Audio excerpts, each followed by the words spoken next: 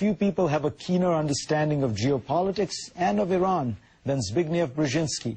He is a scholar of the world, a student of history, and he was also America's national security advisor during the 1979 Iranian Revolution 30 years ago this week. Zbig, welcome. It's good to be with you, Fareed. My first question, Zbig, you're a great student of ideological regimes. That was, in a way, your scholarly training. Does this strike you as the beginning of the end of Iran's governing ideology? Yes, I agree with you. It is the beginning of the end, but the beginning could be prolonged. And this is why we have to be very careful in how we handle it, and we have to be very careful in trying to understand it. You said that I was in the White House when the theocratic Iranian Revolution took place. That is true. But I was also in the White House when the Solidarity movement appeared in Poland, which then eventually became victorious. And there are some interesting analogies, but also some very important contrasts between the two. And it is important particularly to understand the contrasts. Tell us what the difference is. Why is this not going to look like 1989 in Europe or the flowering of freedom in the former Soviet Union? One very important reason. And I was up to my ears in dealing with it and trying to steer it and to manipulate it. The revolution in Eastern Europe, the Solidarity movement in Poland, or the other movements in the Czech Republic and Hungary and so forth, were for democracy. And there are aspects to what is happening in Iran which are similar for democracy. But the movements in Eastern Europe were also intensely nationalistic. That is to say, they were opposing foreign domination, foreign imperialism, direct control from another capital, namely from Moscow. That element is not there in Iran. We're dealing with a country which is very nationalistic. Parts of that country may not be as hostile to us as the Ayatollahs have been over the last 30 years, but they're not struggling against the foreign domination. And that makes the movement somewhat weaker. It isn't quite as united as in Eastern Europe. And thus, in Iran, we have two different forces at work. You have those who are for more democracy, but who are also nationalistic, and there are those who are supporting the regime, who in many respects are like our neocons, very similar to our neocons. They're Manichaean, they look at the world as divided into good and evil, and many of them see America as the personification of evil. So that makes it much more complicated, and makes our role much more sensitive. And Zbig, does that mean, you point out that we need to be sensitive here because Iran is a nationalistic country. Do you think that President Obama has struck the right tone, trying to offer some support, but being very clear to say this is an internal Iranian affair, we are not trying to pick sides, we are not trying to, we don't have a dog in this fight in that sense?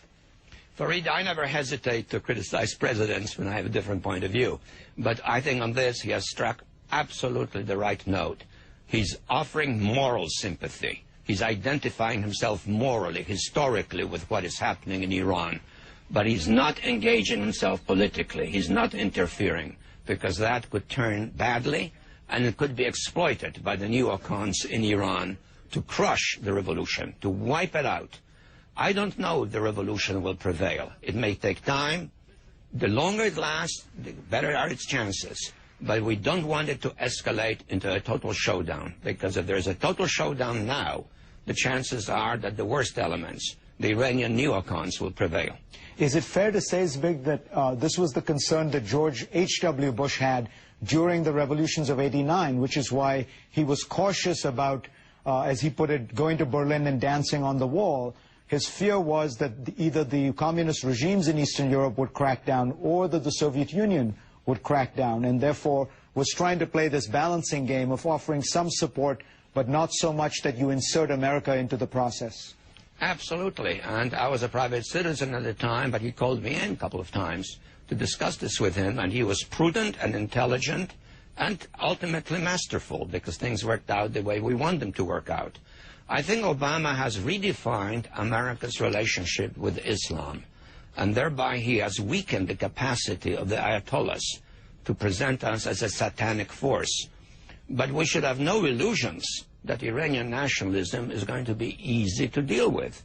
And even if Mousavi wins, for example, we'll still have a complicated problem in the nuclear area. But hopefully the nature of the dialogue, the atmosphere will change for the better. Finally, Zbig, how does one ensure that this works its way out to be something more like Eastern Europe and not something like Tiananmen Square? How do you think, what's the trajectory here? Well, I think it will not work out the way Eastern Europe worked out, and hopefully it will not end the way Tiananmen Square ended. Eastern Europe became intensely pro-Western, pro-American, and so forth. I think we should have no illusions about this. The Iranians have a long historical memory. They look at the West, in particular at America and Britain, with somewhat critical eyes. They have grievances against us, and they feel that we have done things to them which they weren't entitled to have happened. So I think the accommodation will not be easy. But once we no longer have a Manichaean, black and white, good and evil type of a regime confronting us in a hostile fashion, it will be easier to deal with the specific problems that we confront. One of the paradoxes here domestically is that many of the people who call for the most energetic involvement by Obama in the process basically would prefer to have an American-Iranian showdown. Whereas, in fact, if there is a change of regime in Iran, there's a greater chance of accommodation. And I think that is to be fervently wished for. But that requires patience, intelligent manipulation, moral support, but no political interference. Final question. If Ahmadinejad does, in fact, stay the president, would you advise President Obama to pursue the negotiating strategy, or are all bets off now? No, of course I would support negotiating strategy, because it seems to me that if the regime is there, we still have a stake in some outcome better than the one that otherwise is probable. We negotiated with Mao Zedong, who said that if there are nuclear weapons and the Chinese have them, there may be 300 million dead in a war, but so what? We negotiated with Stalin.